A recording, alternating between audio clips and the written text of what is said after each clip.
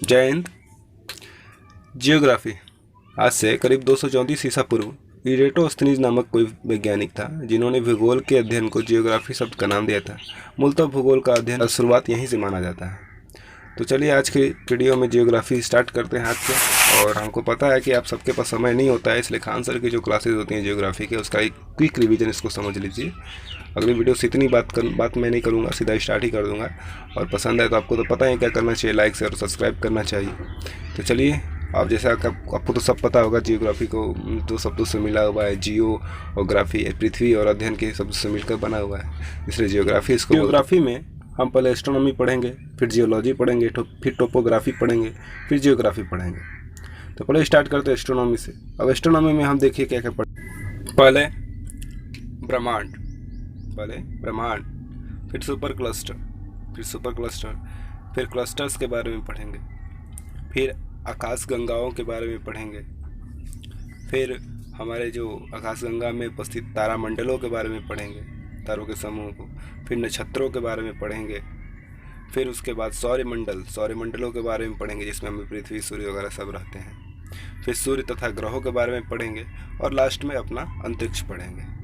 तो चलिए क्लासेस को स्टार्ट करते हैं। तारों से शुरू करते हैं। तारे कैसे बनते हैं, क्या होता है, तो तारों से शुरू करते हैं इस क्लास।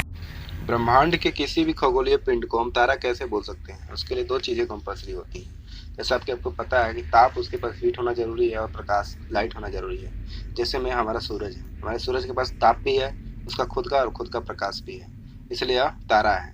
उसी तरह से अगर चंद्रमा को देखें तो चंद्रमा तारा नहीं है। क्यों नहीं है?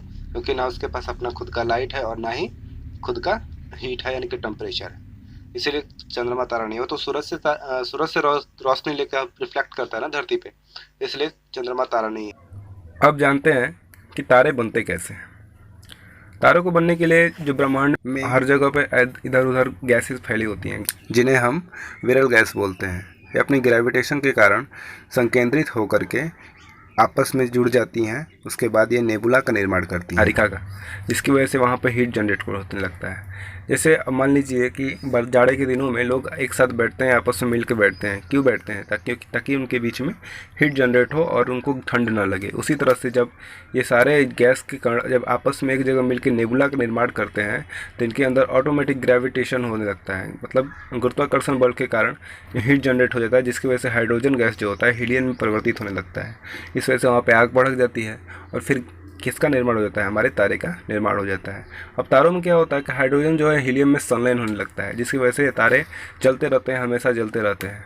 और इनकी जो अवस्था होती है वो प्लाज्मा अवस्था होती है। प्लाज्मा अवस्था आप समझ सकते हैं, जैसे गोंद होता है, जो पेपर वगैरह चिपकाने के लिए गोंद का उपयोग किया जाता है, वो प्लाज्मा अवस्था में होता है। जब तक गीला होता है प्लाज्मा अवस्था होता है। उसी तरह से हमारा क्या है, सूरज का सरफेस है या फिर कोई भी तारे का सरफेस होता है। तो इस तरह से तारे बनते हैं। अब जानते हैं कि तारे की मृत्यु कैसे होती है। तो तारों की मृत्यु होने के लिए देखिए, जब तारा बन जाता है ना, तो अभी तो बन गया, अभी तो कुछ हज़ार करोड़ों साल तक अभी जिएगा, वो कई अरबों साल तक जीता है। उसके बाद लाल दानव बन जाता है, यानी कि रेड जाइंट बन जाता है। तो रेड जाइंट बन जाने के बाद क्या होता है, उसका आकार बढ़ने लगता है, मतलब वो बड़ा से बड़ा होते जाएगा, और उसका ईंधन जो है, यानी कि जिसको जलाने की जो क्षमता होती है, हाइड्रोजन जो होता है, वो धीरे धीरे खत्म होने लगता है।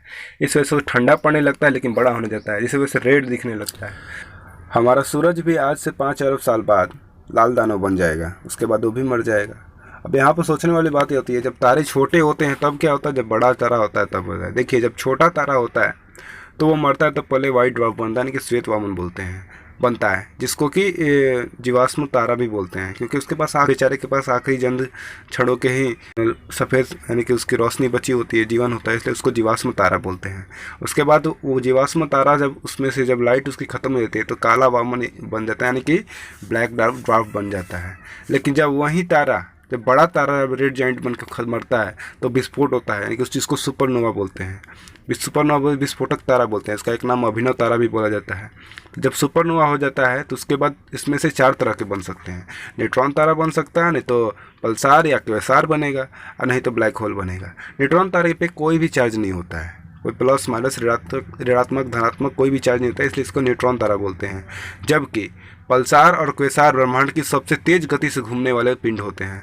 और ब्लैक होल जो होता है, ब्लैक होल बहुत ब्लैक होल की डेंसिटी और घनत्व और द्रव्यमान बहुत अधिक होता है, इसकी तो बात ही ना करो भाई साहब, क्योंकि इसका एक चम्मच भार ना ब्लैक होल का 100 हाथियों के बराबर होता है। इसलिए ब्लैक होल की डेंसिटी इतनी अधिक होती है कि इसके अंदर से लाइट भी नहीं जा सकती है, पार हो सकती है। इसलिए ब्लैक होल, अब सवाल ये उठता है कि बड़ा कितना, छोटा कितना। किसी चीज़ से कंपैरिजन तो किया जाता है ना कि भाई कितना बड़ा चाहिए, कितना छोटा चाहिए, तो उसके लिए भी एक कंपैरिजन किया गया है, जिसके कि ये आपके यहाँ के भारत के वैज्ञानिक थे चंद्रशेखर, उन्होंने बताया कि सूरज से 1.44 गुना बड़ा, यानी कि लगभग समझ लीजिए कि 1.5 गुना बड़ा या फिर 1.5 गुना छोटा कोई चीज़ होगा तो वो बड़ा तारा कहलाएगा और छोटा तारा कहलाएगा।